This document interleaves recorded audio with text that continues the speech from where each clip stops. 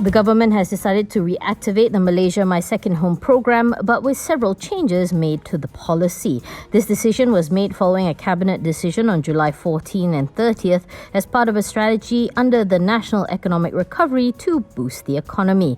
Home Ministry Sekjen Datuk Wan Ahmad Dahlan Abdul Aziz says the temporary halt of the program last year had enabled his ministry, as well as the Tourism, Arts and Culture Ministry, to review and re-evaluate the program. Ahmad Dahlan says that while he is aware of concern over the entry of foreigners into the country via the program, the government has agreed to set a ceiling on the number of participants. They will not be more than 1% of the number of Malaysians.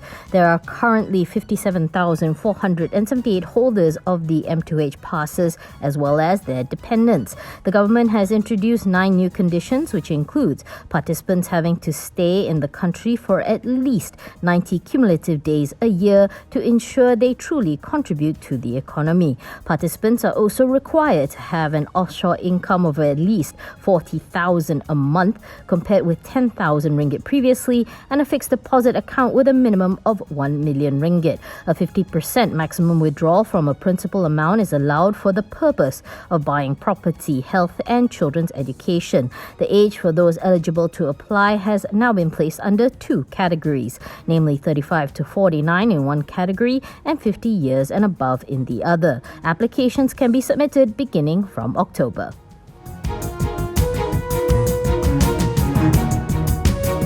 Fortuna Gembira Enterprise, which is controlled by Sunway, has emerged as a substantial shareholder in IJM Corp. According to a boss filing, Fortuna Gembira now holds a direct 5.02% stake in the construction giant following a share buyback exercise.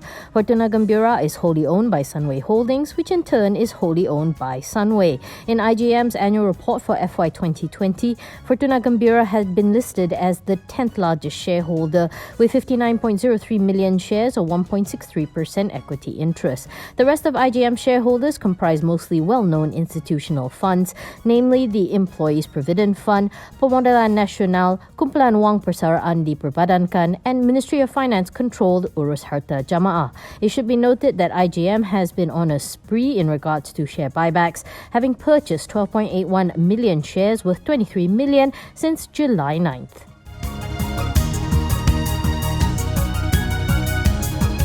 Malaysia's GDP is expected to turn around to record a growth of 11 to 13% in the second quarter from the negative growth trajectory for the past 4 quarters for the first time.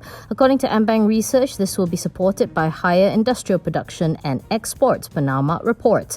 In the second quarter, industrial production averaged 25.9% year-on-year, compared with 4% in the first quarter, and exports at 44% year-on-year against 18% in the first quarter, while the low base also helps. AmBank is keeping Malaysia's 2021 economic growth at between 4 and 4.5%.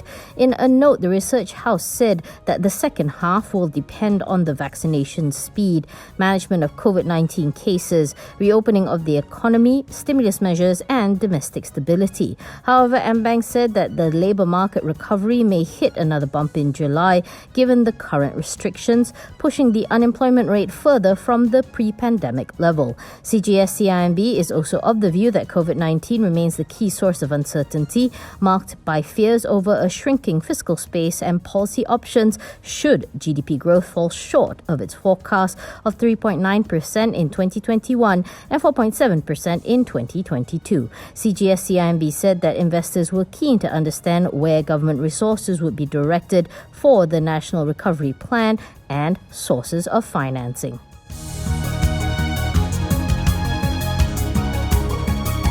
Oil and gas player Yinson Holdings and its project partner Sumitomo Corp have entered into a $670 million syndicated loan facility for floating production, storage and offloading vessel for the Malim revitalization project in Brazil. Known as the FPSO Ananeri project, it is Yinson's first Brazil asset and largest project to date. The FPSO is contracted by Petrobras and is expected to be deployed at the Malim field in Campos Basin, offshore Brazil by 2020. 2023. Sumitomo owns a 25% stake in the project. YINSON's Chief Strategy Officer Daniel Bong said in a statement that the fact that the deal was sealed amid significant challenges in the FPSO financing space, compounded by the ongoing COVID-19 pandemic, is testament to the investor community's confidence in the company's ability to deliver.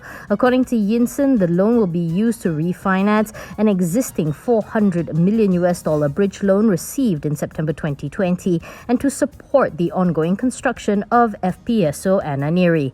YINSON CEO of Offshore Production, Fleming Gronegard, says that the project's team continuing ability to meet construction milestones was crucial in cementing the support of the underwriting banks for the loan.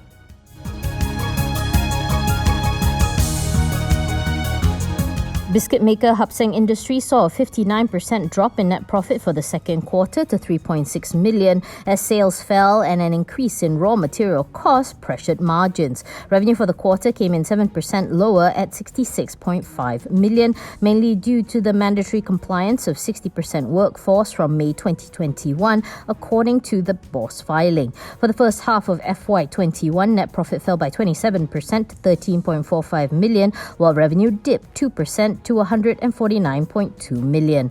SENG says the enhanced lockdown measures announced for much of Selangor and parts of Kuala Lumpur resulted in a sharp hit to consumption, impacting manufacturing and export activities. However, the company says it remains optimistic and cautious about the prospects of the biscuits industry and will enhance the competitiveness of the products and increase the group's market share. It says its greatest challenge for the rest of the year remains the rising material costs, which it says unfortunately will not be able to be recovered in the immediate term.